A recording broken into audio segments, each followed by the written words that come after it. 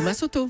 Et c'est l'heure du choix culture d'Europe 1. Le lundi, ce sont les livres, la littérature avec vous, Nicolas Caro. Bonjour. Bonjour Thomas. Et ce matin, vous nous avez apporté un grand classique qu'on ne connaît pas. Le roman s'appelle Watership Down, publié en 1972 et signé Richard Adams, un auteur britannique. C'est effectivement un grand classique et un best-seller mondial. 50 millions d'exemplaires vendus à travers le monde. C'est gigantesque. Pourtant, ni vous ni moi, Thomas, n'en avions jamais entendu parler. C'est vrai. C'est normal, puisqu'à l'époque, le roman a fait un flop total en France. Nous sommes passés complètement à côté de ce chef-d'œuvre qui vient donc d'être revu, corrigé et republié. Un chef-d'œuvre qui, si j'en crois ce que je vois sur la couverture, parle de lapins. Mais c'est ça oui, nous sommes dans une garenne. Les lapins mènent leur petite vie tranquille. Alors tranquille, pas pour tout le monde. Il y a d'un côté les périphérés, les petits, les faibles qui triment, et de l'autre les membres de la Hourda, des lapins très costauds qui sont les privilégiés. Et tout ce beau monde obéit aux ordres du Padishah, qui est une sorte de grand maître. Chez les lapins, c'est bien connu, on a toujours peur de tout. Au moindre bruit, à la moindre branche cassée, le lapin sursaute et détale. C'est ce qui lui sauve la vie.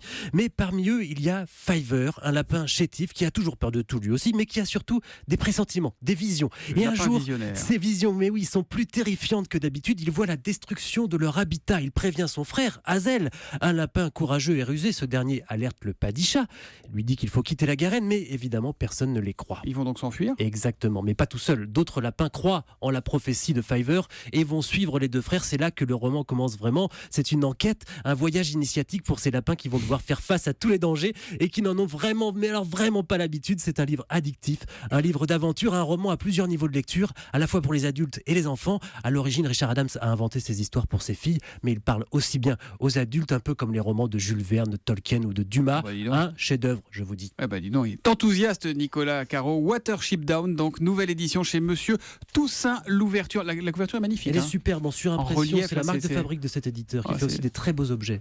Merci mon lapin.